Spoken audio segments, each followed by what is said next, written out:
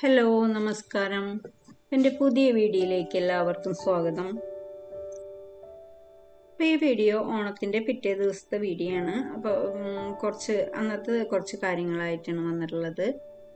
അപ്പോൾ നമ്മൾ ഓണമൊക്കെ കഴിഞ്ഞ് കഴിഞ്ഞാൽ പിന്നെ നമ്മൾ പിറ്റേ ദിവസം അധികം വീടുകളിലും ഓണത്തിൻ്റെ ബാക്കിയൊക്കെ വെച്ചിട്ട് തന്നെയാവും അന്നത്തെ ദിവസം കഴിക്കണം. അപ്പോൾ തലേദിവസം നന്നായിട്ട് പണിയൊക്കെ ഉണ്ടാവും. അപ്പോൾ അതൊക്കെ കഴിഞ്ഞ് ഒരു റെസ്റ്റ് ആവും അന്ന്.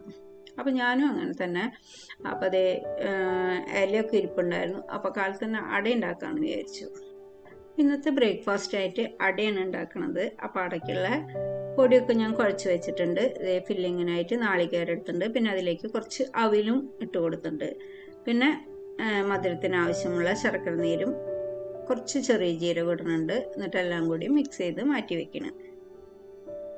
ഇങ്ങനെ നാളികേരത്തിൽ കൂടെ ചുവന്ന അവിലും കുറച്ച് ശർക്കര നീരും ഒക്കെ ചേർത്തിട്ട് ഫില്ലിങ് വെച്ചിട്ട് അടയൊക്കെ ഉണ്ടാക്കിയിട്ടുണ്ടെങ്കിൽ നല്ല ടേസ്റ്റ് ഉണ്ടാവും.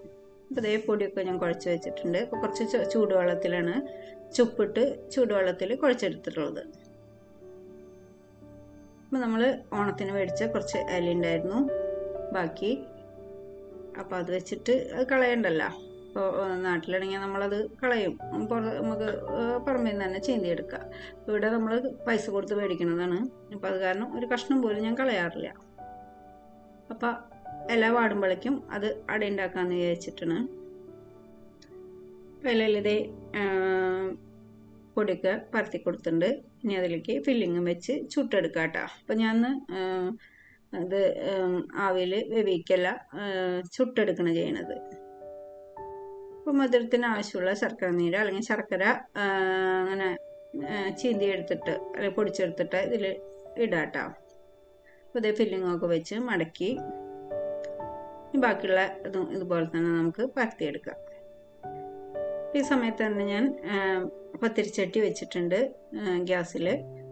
ചട്ടിക്ക് ഒരുവിധം നന്നായി ചൂടായി വന്നിട്ടുണ്ട്. നല്ലോണം ചൂടായി വന്നതിന് ശേഷം നമ്മൾ പരത്തി വെച്ചുള്ള അട ഇതിലേക്ക് വെച്ച് കൊടുക്കാം കേട്ടോ. എന്നിട്ട് നല്ലോണം ചൂടായ ചട്ടിനെങ്കിൽ കുറച്ച് തീ കുറച്ച് വെച്ചിട്ട് ഓരോ സൈഡ് ഇങ്ങനെ മുരിച്ചെടുക്കാം. ഓരോ സൈഡ് ആവുമ്പോൾ അത് മറിച്ചിട്ട് കൊടുക്കാം.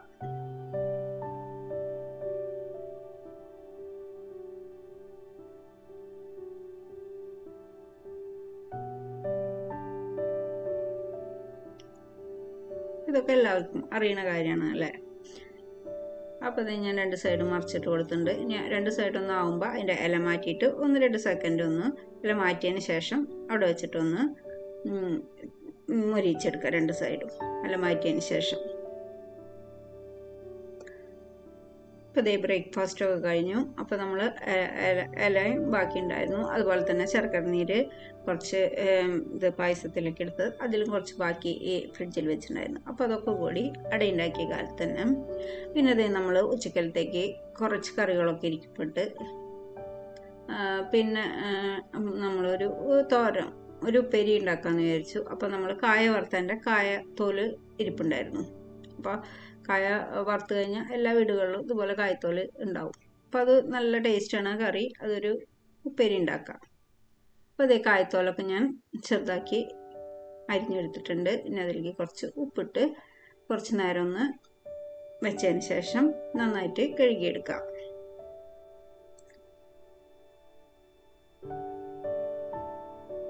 ഉപ്പിട്ട് ഒരു 5 മിനിറ്റൊക്കെ അവിടെ ഇരിക്കട്ടെ. എന്നിട്ട് നന്നായിട്ട് കഴുകിയെടുത്താൽ മതി.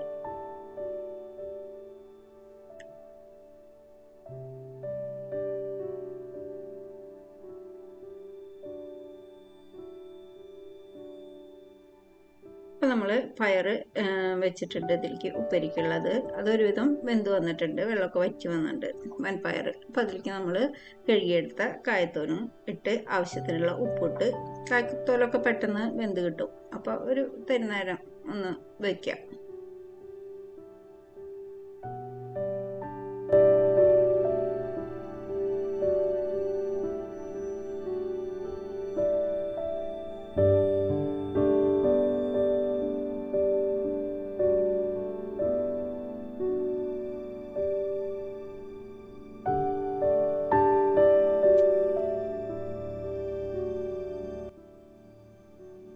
എല്ലാം കൂടി നന്നായിട്ട് മിക്സ് ചെയ്തതിന് ശേഷം മൂടി വെച്ച് ഒരു 4-5 മിനിറ്റൊക്കെ ആകുമ്പോഴേക്കും തന്നെ കായത്തോലൊക്കെ വെന്ത് വരും.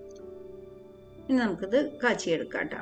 അപ്പോൾ കായ്ത്തോലൊക്കെ വെന്ത് വെള്ളമൊക്കെ വറ്റി വന്നിട്ടുണ്ട്. അപ്പോൾ വേറൊരു പാൻ വെച്ച് അതിലേക്ക് വെളിച്ചെണ്ണ ഒഴിച്ച് കുറച്ച് ചെറിയ ഉള്ളി ചതച്ചതും കറിവേപ്പിലിട്ട് ആദ്യം ഒന്ന് മൂപ്പിച്ചെടുക്കാം.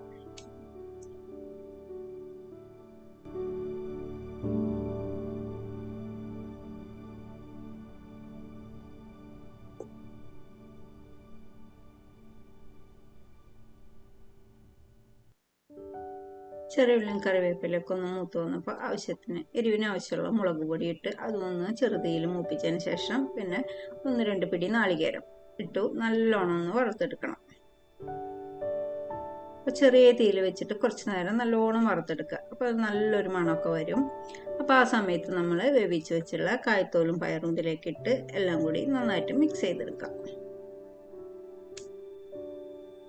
അപ്പം ഇത് മാത്രം മതി നമുക്ക് ചോറിനാനായിട്ട്. അപ്പം അതിൻ്റെ കൂടെ വടോപ്പളി അച്ചാറിട്ട് വെച്ചിട്ടുണ്ട്, നാരങ്ങാക്കറി. അപ്പോൾ അതും നല്ല ടേസ്റ്റ് ഉണ്ട്. പിന്നെ ഇന്നലത്തെ കുറച്ച് കറികളൊക്കെ ഉണ്ട്. അപ്പോൾ ഓണത്തിൻ്റെ പിറ്റേ ദിവസം അധികം പേരും ഇങ്ങനെ തന്നെ ആയിരിക്കും എന്നാണ് എനിക്ക് തോന്നുന്നത്. അപ്പോൾ നമ്മൾ തലേദിവസം കുറച്ച് പണികളൊക്കെ എടുത്തിട്ടുണ്ട്. അപ്പോൾ ഒന്ന് റെസ്റ്റ് ആവുകയും ചെയ്തു. അപ്പോൾ നമ്മുടെ കാലത്ത് തന്നെ വേഗം പണികളൊക്കെ കഴിഞ്ഞു. പിന്നെ കുറച്ച് നേരമൊക്കെ റെസ്റ്റ് എടുത്തു. അപ്പോൾ പിന്നെ ഇന്ന് വലിയ പണികളൊന്നുമില്ല. അപ്പോൾ പിന്നെ അലക്കിയ ഡ്രസ്സുകൾ ഉണ്ടായിരുന്നു. അപ്പോൾ അതൊക്കെ മടക്കി വെച്ചു. അപ്പോഴാണ് പിള്ളേരുടെ പുതിയ ഡ്രസ്സുകളൊക്കെ ഒന്ന് കബോർഡിൽ ഒന്ന് ഒതുക്കാണ്ട് ഇങ്ങനെ വെച്ചേക്കായിരുന്നു. അപ്പോൾ ഞാനതൊക്കെ ഒന്ന് ടീഷർട്ടുകളൊക്കെ ഒന്ന് മടക്കി വയ്ക്കാമെന്ന് വിചാരിച്ചു. അപ്പോൾ ഇതുപോലെ ഇങ്ങനെ മടക്കി വയ്ക്കണേ കുറച്ച് നല്ലതാണ്, നല്ല നീറ്റായിട്ടിരിക്കും.